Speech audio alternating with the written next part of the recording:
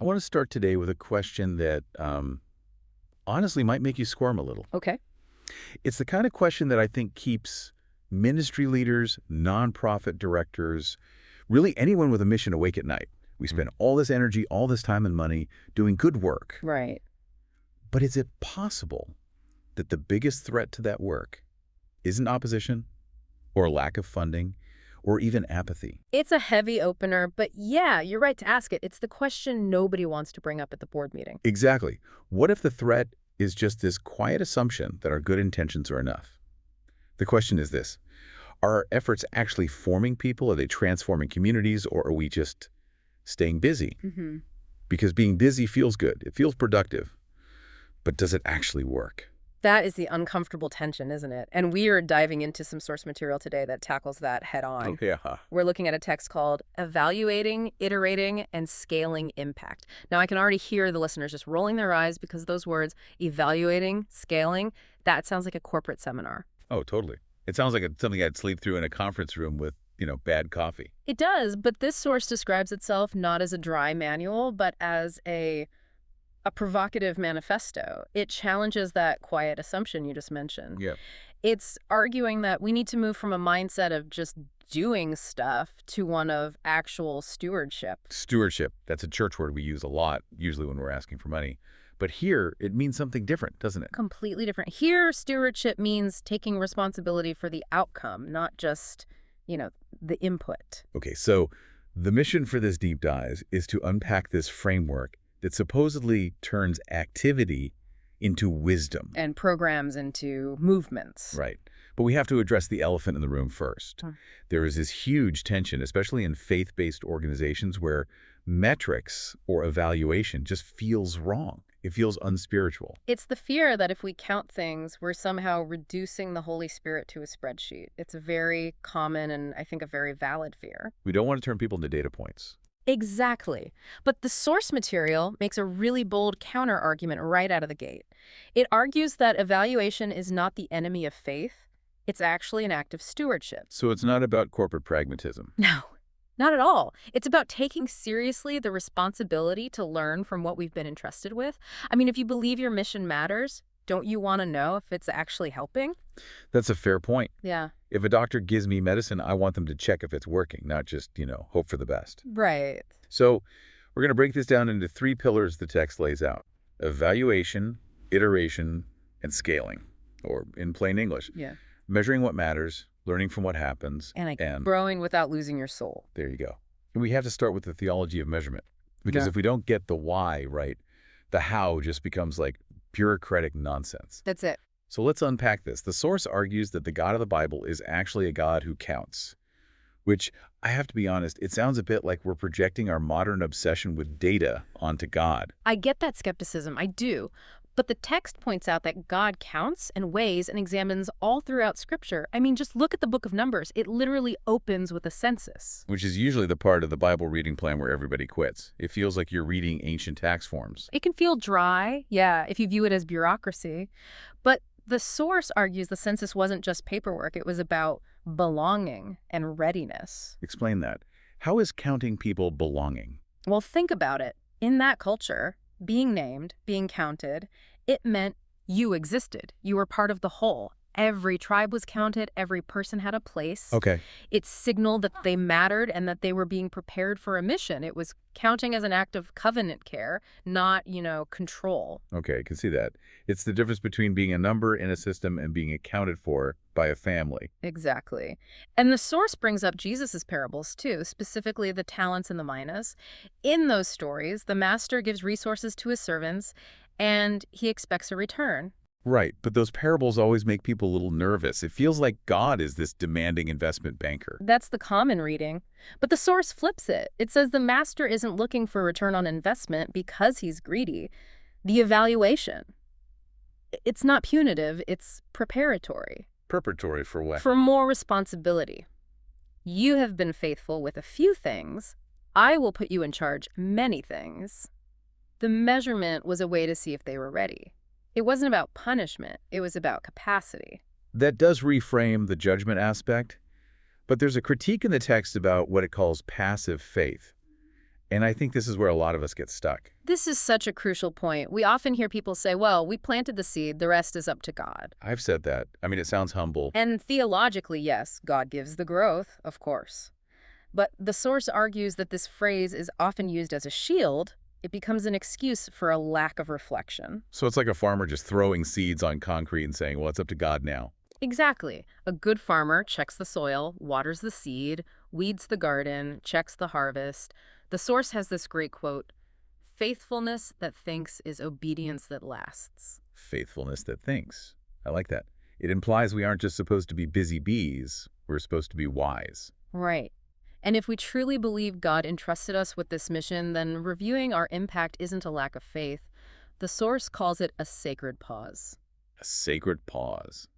That sounds a lot better than quarterly performance review. It really does, but it reframes the whole post-mission review. It's not an audit where you get in trouble if the numbers are down. It's a moment to discern, where was God at work?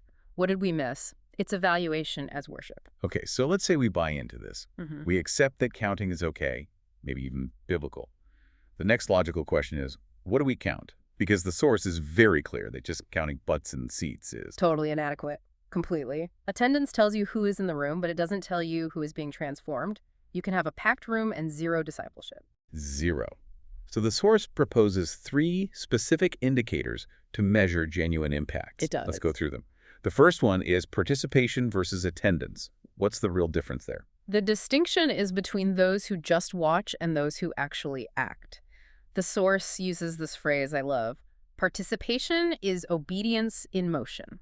Give me a concrete example. Okay, think about the Gospels. There were huge crowds that followed Jesus, thousands of people. They were attending. They wanted the bread, the miracle. Exactly. But then there were the disciples who literally dropped their nets and followed him. That's participation. So attendance is a spectator sport. Participation is getting on the field. Precisely. The text challenges us to measure not just how many people show up to hear a message, but how many are actually stepping into active obedience. Are they serving, giving, engaging? Okay, the second indicator is spiritual growth or formation. Now, I have to play devil's advocate here. How do you measure internal change without it getting weirdly invasive? Are we handing out scorecards for kindness in the lobby? That just feels like it crosses a line into legalism. Nobody wants a kindness audit. And the source is really careful about this. It warns against decisionism, which is the easy metric. Did they raise their hand? Did they sign the card? That's data, but it's not necessarily formation. Not at all. A hand raise is a moment, not a lifestyle. I can raise my hand because I'm emotional or because my friend did. Right. So the source argues we need to look for fruit over time. And this is harder to put on a spreadsheet, but it is observable. It asks, how does this community handle conflict? When things go wrong, do we see patience or do we see toxicity? So you measure the culture as a proxy for the character of the people in it. Yes. And you look for markers like a deepening prayer life. Are people moving from, help me God to use me God? That is a measurable shift. That makes sense. It's less about a scorecard and more about the vibe or the health of the whole body. Mm-hmm. The third indicator is skill acquisition or equipping. This comes straight from Ephesians 4, the mandate to equip the saints for the work of ministry. The hard question here is, are the people in our community being trained to do the work themselves, or are they just consuming content that we create? That's the whole audience versus army distinction. It is. If you run a podcast or a church service and people just listen and leave, you have an audience. But are they competent? Can they explain their faith to a neighbor? Can they lead a small group? The source calls us moving from inspired volunteers to competent servants. Competent servants. I love that because we often downplay competence in spiritual circles. We think as long as your heart is right, it doesn't matter if you're bad at the job. Right. But if we aren't training people, we aren't multiplying. We're just performing. We become the bottleneck. Which leads us perfectly into the next pillar, iteration. Because even if we measure these things, we're not going to get it perfect every time. In fact, we'll probably mess it up a lot. Oh, absolutely. And that's where the art of iteration comes in. The source defines iteration as learning without losing identity. It's that cycle of trying, failing, learning, and adjusting. And this goes back to that sacred pause concept. The text uses a really interesting biblical model for this. Jesus debriefing the 72 disciples in Luke 10. Walk us through that. It's a great leadership moment. The 72 come back from their mission trip, and they are pumped. The adrenaline is high. They're saying, Lord, even the demons submit to us. They're just high on the We're success. looking at the wrong metric. Look at the power we had. Exactly. And what does Jesus do? He doesn't just high-five them. He recenters them. He says, do not rejoice that the spirits submit to you, but rejoice that your names are written in heaven. He listens, but then he corrects their perspective. He anchors them. He anchors them back in the core mission. It's a debrief. He's teaching them that the mission isn't just about the fireworks, it's about the relationship with the Father. That is iteration. It's so easy to skip that step, especially when things go well. We just want to celebrate. But the source also talks about holy adaptation, and they use the Apostle Paul as the prime example. Paul is the master of contextualization. He never changed his message. The gospel was the gospel. But his methods, they were constantly shifting. So Mars Hill versus the synagogue. Right. When Paul went to the synagogue, he started with the Torah, with the history of Israel, because that's what his audience knew. But when he went to Mars Hill in Athens, standing among philosophers and idols... He didn't quote Leviticus? No, they wouldn't have cared. He quoted their poets. He pointed to their unknown God. He adapted his method to the context to build a bridge for the truth. So the mantra from the source is, methods adjust, mission does not. Exactly. But here's the trap the source highlights: emotional memory. Oh, this is a big one. This hits close to home. Unpack that for us. It's when we let a past emotion dictate our future strategy. For example, let's say 20 years ago, your organization tried a pancake breakfast outreach, and it was a total disaster. Right. The griddle broke, the mix was lumpy, nobody showed up. It was just embarrassing. And so now, 20 years later, some new enthusiastic volunteer says, hey, let's do a breakfast. And the leadership just screams, no, we don't do pancakes. Exactly. That is emotional memory. You aren't evaluating the strategy based on today's reality. You're reacting to yesterday's shame. But maybe it didn't work back then because the execution was bad, not the strategy. Or the neighborhood has totally changed. Right. But because of that emotional scar, we refuse to iterate. We just block it off. The source challenges us to separate the pain of failure from the lesson of failure. That connects to how the source reframes failure entirely. It says failure isn't a verdict, it's a teacher. Look at Peter. He denied Jesus 3 times. That is a catastrophic failure for a leader. But he was restored and became the rock of the church. Or John Mark. John Mark. He deserted Paul on a mission trip. Paul didn't want to take him back initially. But later, Paul writes that Mark is useful to me for ministry. So failure formed them. It didn't disqualify them. It formed them because they allowed it to be a lesson, not a tombstone. That is the heart of iteration. If you aren't willing to fail, you aren't willing to grow. So we evaluate, we iterate, and hopefully we grow. This brings us to the final pillar, scaling and multiplication. And the source makes a very sharp distinction between scaling a program and multiplying a movement. This is the difference between addition and multiplication. Addition is, we just need more resources to do more of the same. Multiplication is about creating generational fruit. Generational fruit, that sounds great, but how do you actually do it? Because scaling is where most things break.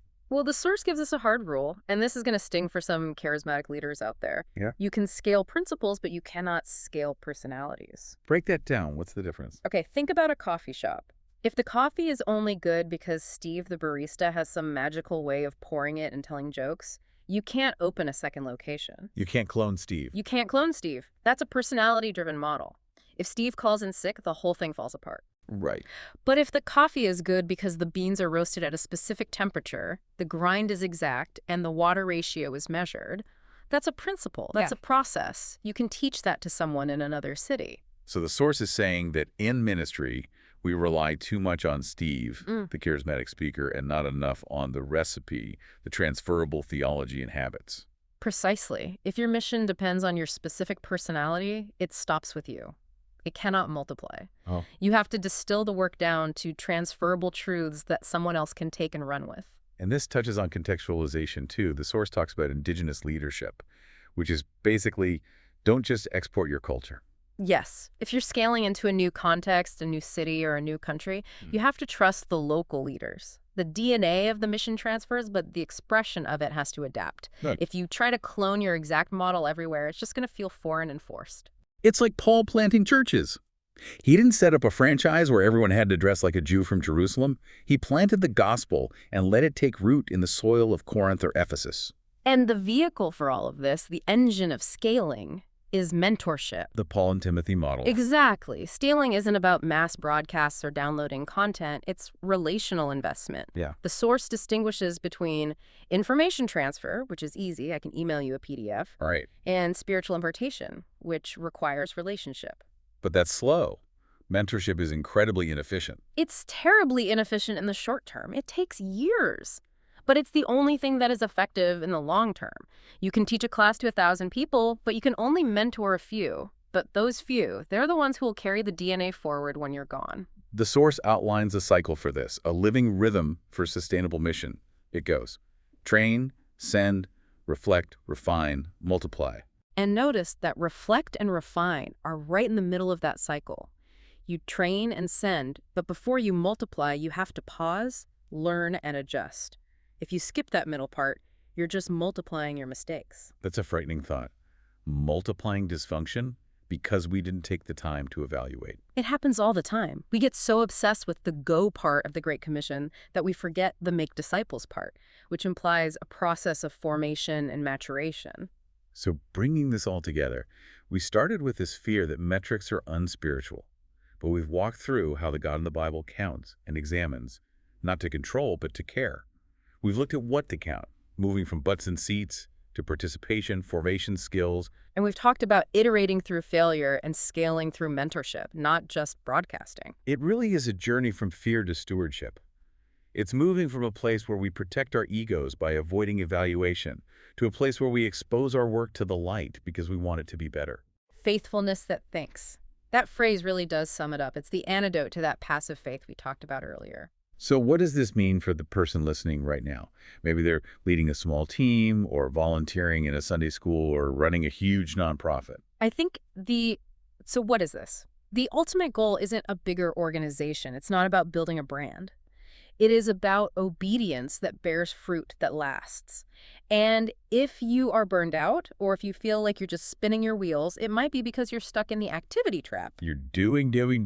But you aren't measuring, learning, or multiplying. It's an invitation to pause. To stop just being busy and start being effective.